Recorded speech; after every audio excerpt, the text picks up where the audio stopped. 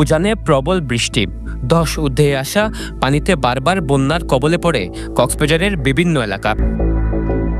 ঘূর্ণিঝড়ে ঘরছাড়া হয় উপকূলের মানুষ, তলিয়ে যায় ক্ষেতের ফসল। প্রাকৃতিক দুর্যোগ ছাড়াও কৃষি, বিমান চলাচল, সড়ক যোগাযোগ, নৌ চলাচল সহ প্রায় সব ক্ষেত্রে আবহাওয়ার তথ্য খুবই গুরুত্বপূর্ণ।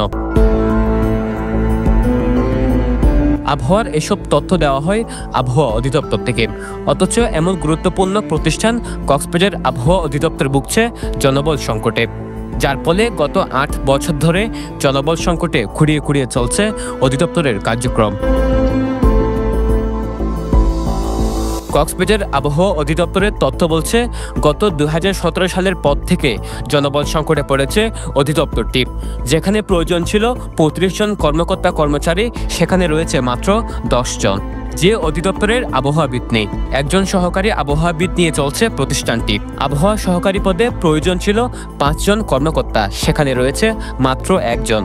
অফিসে কোনো সহকারী নেই।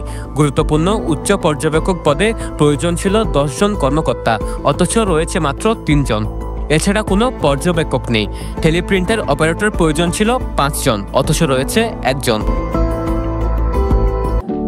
সমুদ্রের গর্জনে ভিন্ন স্বাদের সামুদ্রিক খাবারের ভরপুর আয়োজন উপভোগ করতে আজই চলে আসুন প্যাসিফিক বিচ লাউঞ্জ ক্যাফে কক্সবাজারে।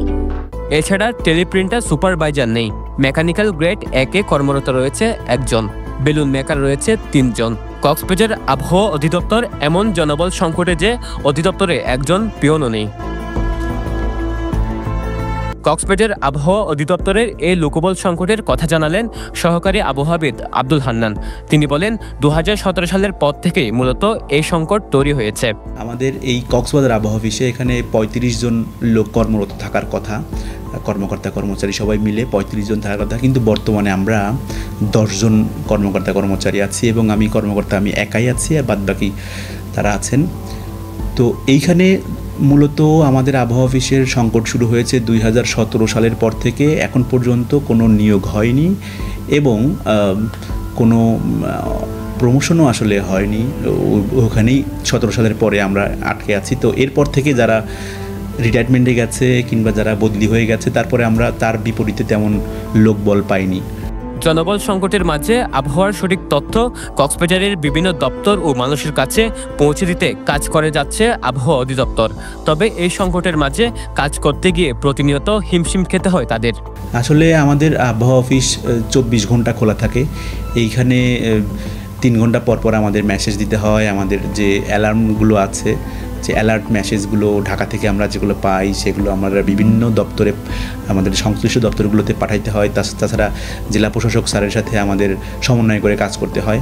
আমাদের কাজ করতে অনেক কষ্ট হচ্ছে, কিন্তু কোনো কাজই কিন্তু পড়ে থাকে না। আমরা নিয়মিত আমাদের যে আবহাওয়ার পর্যবেক্ষণ এবং যেগুলো আমরা প্রেরণ করার কথা, সেগুলো আমরা মোটামুটি যথাসময়ে কষ্ট করে হলেও আমরা করে যাচ্ছি। এবং দেখা যায় যে যেখানে থাকার কথা ৬ জন, সেখানে আছে ৩ জন, ২ জন।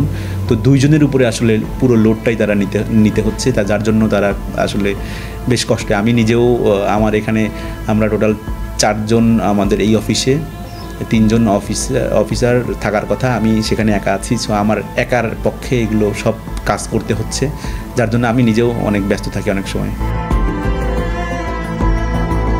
সমুদ্র পাড়ের এই জেলায় যেখানে আবহাওয়ার সঠিক তথ্য জানা খুব বেশি প্রয়োজন, সেখানে গত ৮ বছর ধরে কক্সবাজার আবহাওয়া অধিদপ্তর ভুগছে জনবল সংকটে। যেখানে প্রয়োজন ৩৫ জন কর্মকর্তা কর্মচারী, সেখানে রয়েছে মাত্র ১০ জন।